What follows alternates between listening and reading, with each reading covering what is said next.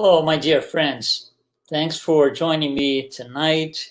You are at Kardec Radio, and this is Spiritism, a closer look, our weekly program every Wednesday at 7 p.m. Eastern Time. I am your host, Luiz Lima. Well, tonight's topic is what I call the truth will set us free. We've heard the gospel, right? The Gospel of John. Know the truth, and the truth will set you free. So, what exactly does it mean? What is behind this thing? What is the background for him to, say all of that? And most importantly, how can we understand this today in our present times? And going through everything that we are going through as a society, as humanity. So thanks for joining us again. For questions and comments, you can always reach us at kardecradio.com, or you can come to our Facebook, Spiritism, A Closer Look. Okay, so we are going to start by looking at the answer to question 115 in the Spirit's book. The question is about how were spirits created. Some are good, some are evil, and how that came to be. So the answer is very interesting. This is just part of the answer here that I'm putting down on your screen. That's what the Spirit tells us. God has given each spirit a mission, and that mission is aimed at enlightening them, the spirits, and progressively, look at the word, progressively leading them towards perfection. Now, this is the key here, through knowledge of the truth. So progressively means it's not going to be in a snap of fingers. There's some effort involved. We got to put some energy to make it happen. That's what progressively means. Knowledge of the truth. What is that? What is this knowledge of the truth? Sometimes things are a little bit, blurry, complicated. So what is a true sense of truth here? It's truth here in the sense of a reference. For example, in the Spirit's book, we're going to have information that comes from the Spirit of truth. So it is the Spirit that has the reference to give us. The truth here is not what I say it is. It's not what I demand it to be. It's not what I declare to be truth, or how I wish things are and determine how they are supposed to be. It's not even how I portray my life or your life or life in general. Our personal truth, that's what these things are. Our personal truth is nothing more than our opinion. And that truth that the spirits are talking about cannot have selfishness and pride at its base. So people in our level, in general, our level of development, living in a world of trials and expiations, meaning at the base of everything, there are two things, pride and selfishness. So everything that emerges from that is not truth in the sense of the divine truth. It's just going to be our opinion, our biased opinion based on different things, based on our spiritual history. Each one has a different history. Each one is different. What I came to be truth for me might not be for you, and vice versa. So if that is not well understood, it kind of generates a lot of conflict, potentially, generates a lot of conflict, to the point that we get to some ugly disagreements, wars, and everything else. So this truth cannot be founded or based on selfishness and pride. There's a very interesting book written by Spirit Emmanuel through the hands of medium Chico Xavier in Brazil. The book is called Thought and Life. And he will tell us more or less like this. Pride, the pride that we carry today, it's part of our spiritual history. So it started all the way in the past, and it keeps coming and coming, and life after life, incarnation after incarnation. We have not been able yet to get rid of it or to even diminish for most of us. And if this thing is not taken care of properly, you will become a snowball, because it carries over from one lifetime to the next one, from incarnation to reincarnation, and it becomes a snowball. And Emmanuel says, if nothing is done, or if we are not paying attention to this, or if we're not just putting the emphasis on that, there's going to be a point in one of our lives up there, somewhere in the future, that this pride is going to result in one of these four things. His words, not mine. First, nervous depression. So there's going to be a point where if I don't do anything, there's going to be a certain lifetime that I just totally go into this deep state of depression, nervous depression. Number two, emotional imbalance. So that carries over, and I'm going to start having my emotions disconnected or not properly. I'm not going to be properly centered per se. It's going to create trouble, emotional trouble. Number three, ulceration. You see, it's getting to the physical level now. And number four, cellular dysfunction. Cellular dysfunction means degenerative diseases. That's what it means. Whatever disease it is, there are several of them that result from cellular dysfunction. So, all this pride that we have been holding for so many lifetimes, so many lives and incarnations, they will lead us to something like this. So obviously, that pride cannot be the base for truth. So we live here in this state of duality, as I call, where we have everything is good and bad. Everything is good and bad. Everything is dual. What does it mean? Well, let's put it in practical terms. Let's say, for example, that throughout my life, I was let's just say a dishonest person. So I keep coming and coming, and it gets better because that's what each incarnation is for. So I keep, getting better. And let's just think about this. Let's just say that last life, I finished my last incarnation. And I said, on the next one, no more dishonesty. I want to be completely honest, 100%. So I come in here, I incarnate, and that's my goal. That's my primary goal for this life. So things are going well. I'm a very honest person. And let's just say that suddenly I go into a situation like this. Somebody leaves on the table a pile of dollar bills like this, high. Let's say $100 bills. It's going to amount to a few $100,000, if not more. If I take, let's just say, 10 bills out of the top, visually, nobody's going to notice the difference. Nobody's going to say, oh, that pile was a little higher. It's not possible for people to see unless you count the bills. So if I look at that and I start, scratching my head and I go like, oh my God, I could take some bills here. I could take maybe 5 bills, maybe 10 bills. Oh, I would be able to do this and that. You see the conflict. Before anything, before doing or not doing, look at the conflict. So there's a tremendous possibility for both at this stage.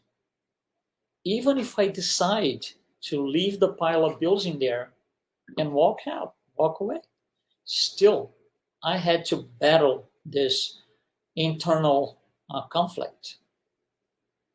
Why is it happening? It happens because I'm living a duality. Me and all of us, I'm living a duality. Honesty is a possibility, but dishonesty is still a possibility. I have not been able to transcend this duality, honesty, dishonesty.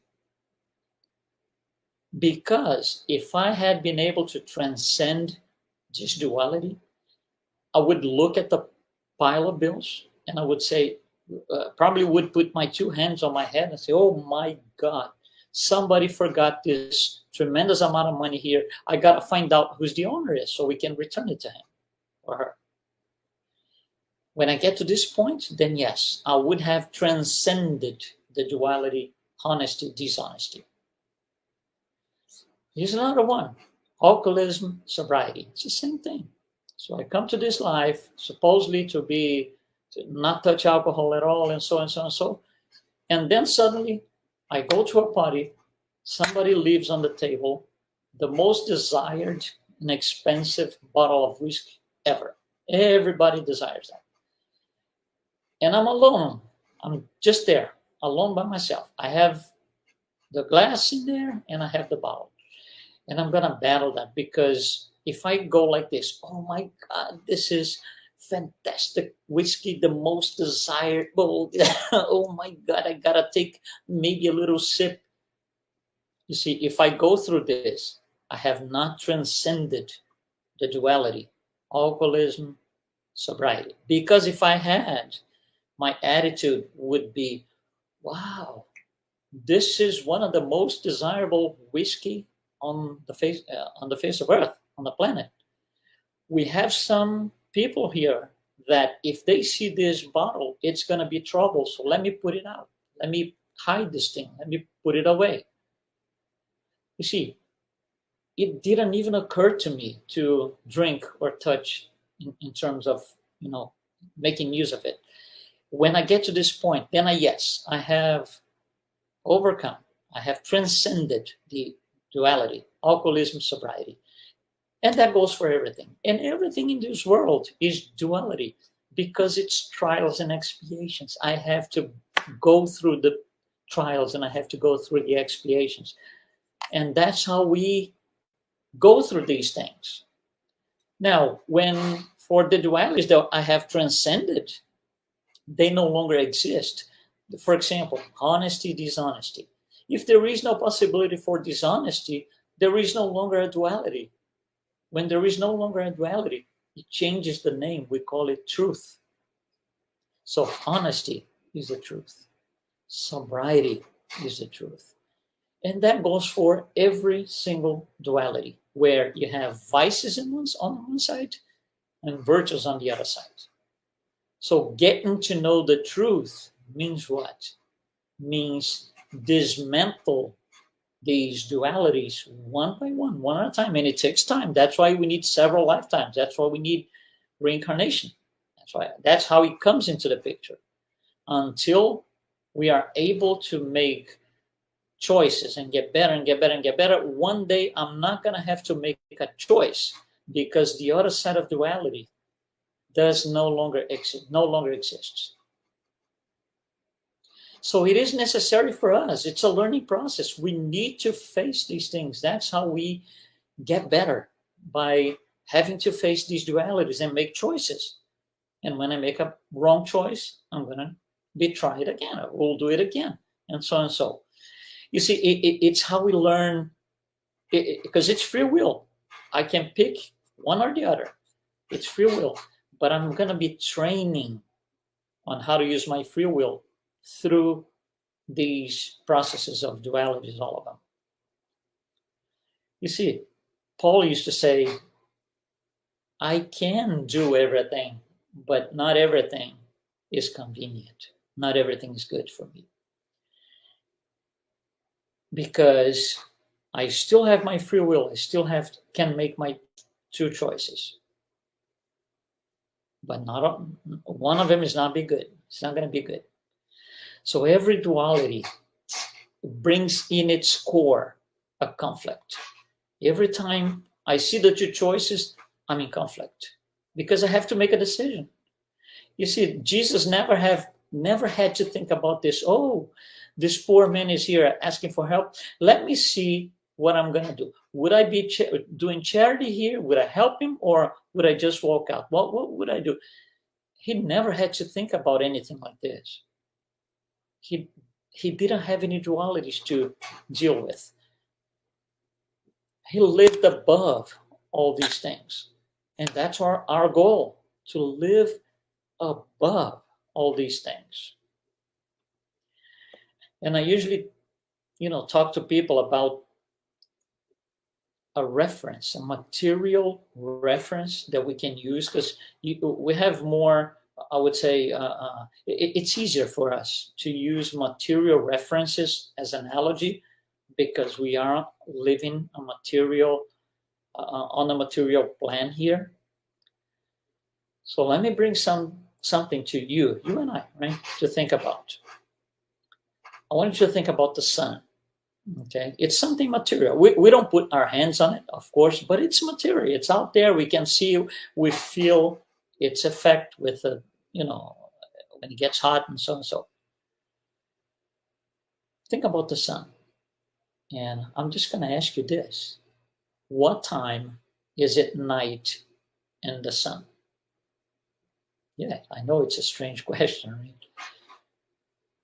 Well, out here, it's night at 6 p.m., 7 p.m., wherever you are, depends. What time is it night on the sun? Answer, never.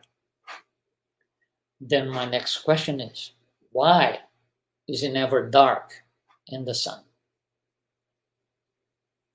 Why? Answer, because the sun is the source of all light. Not some light, not 50% of the light. The sun is the source of all light.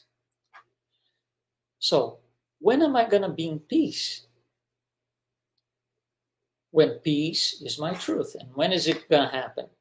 When I am the source of all peace. When am I going to be patient? When I become the source of all patience, and the source of all tolerance, and the source of all good things, the source of all virtues. When I get there, then I can be called a pure spirit. We've known one here that lived with us 2,000 years ago. He had no dualities, no conflicts, no situations to deal. Oh my God, what should I choose? Oh, wow, what do I do now? I'm very confused. I'm sweating. My heart is pounding because of my choices. No, nothing like this. He never had to deal with this. He lived above all of this. So knowing the truth stated by the spirits on question 115 means exactly this. Know that we have choices, but one of them has to disappear. It will disappear to the point that I'm not going to be able to even think about it anymore. And how do we do that? So it takes a lot of practice. One lifetime is very unlikely to be enough. It was for some, maybe Paul, but for most of us, we need a very long sequence of lifetimes. And that's the beauty of Spiritism. It brings us a new approach to life where I understand there's two sides, and I understand the choice that I have to make, and I understand how to make that choice. You see, Spiritism is this new philosophy of life that uses a true moral reference, not my reference, not yours, not our friends, not our bosses, not our family members. No, he uses the only true moral reference. The words of Jesus set a moral reference for this new philosophy. The words of Jesus set this moral reference. And that's why we hear, know the truth, and the truth will set you free. Gospel of John. Any other form of truth will make us prisoners. Any other form of truth will make us prisoners. What do you mean by prisoners? If I have to make a choice and I'm sweating and my heart is pounding, I'm a prisoner. Because I have to deal with the two sides. If I don't have to deal with the two sides, I just do it like Jesus. Oh, let me just do charity here. No thinking about should I do it, should I not do it? What's good for me? What's in it for me? You see, for most of us, in order to be able to do charity, we have to stop, think, and put a strategy. Think about that. I don't mean stop, think, and make a strategy, and it takes 3 days to do it. No, it might take only 5 minutes. Our ability to do charity is still very fragmented. It's not that we don't know how to do it. We do, but it's absolutely fragmented. So we have to think about it. We have to put our energy together. Oh, let me concentrate because I'm going to do this and this. It wasn't that way for Jesus. It's not that way for pure spirits because they know the truth. There is nothing that goes against charity to form a duality. Nothing. It is just one thing, charity. And that's the absolute truth. Because if there is charity and something else, the form a duality, I'm still a prisoner. And a lot of times we are prisoners of our actions in the past that we never let go. That's what Emmanuel mentions in the beginning that I mentioned to you guys. The pride that keeps coming back. And, it's a snowball that keeps coming back on every incarnation, higher and higher and higher, more potent on each life. Because we are still attached to things that we did in the past. And that past could be within this lifetime or many lifetimes ago. It doesn't matter. We're still attached to that. So what we did in the past is still one of the sides of the duality. Haunting us. So going back to my example, honesty, dishonesty. If we're totally honest today, but dishonesty is still a possibility, it comes from the past. When I was dishonest several lives ago or, multiple lives ago. Same thing for the other example that I gave you, alcoholism, sobriety.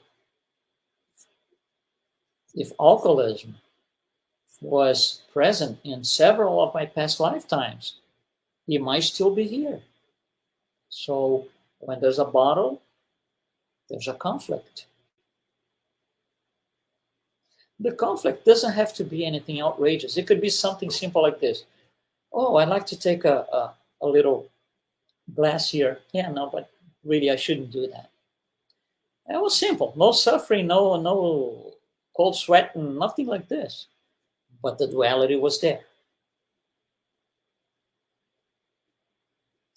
And that goes for every vice against every corresponding virtue. So if we don't get to the truth, if we are still bringing content from the past and making or considering that content as truth, I'm a prisoner. I will not be able to liberate myself, and that truth, my personal truth, is not going to set me free. Never. The only truth that sets us free is the one that comes from the reference. And I'm not the reference. You are not the reference.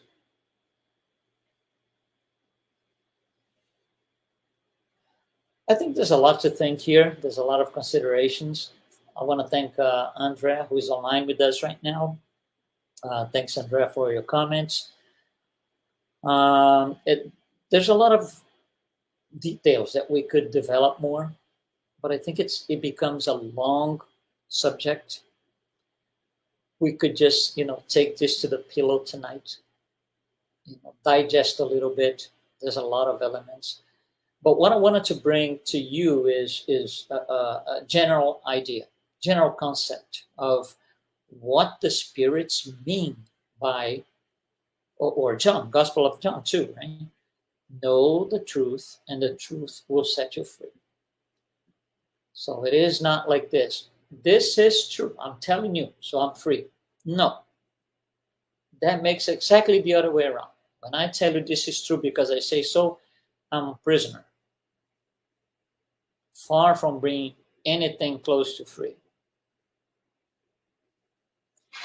Thanks so much for following us tonight. As always, if you want to request a subject for us, usually I have guests here with me. We're going to have another guest next week. But if you want to request a subject for us to take a closer look at, just go to kardecradio.com, or you have our Facebook link down here, right here below the screen. Just go there and let us know. We'll bring the contents, because just like yourself, we are all learning. I'm learning, you're learning, so it's good for all. It's good for everyone. Okay. Thank you guys so much.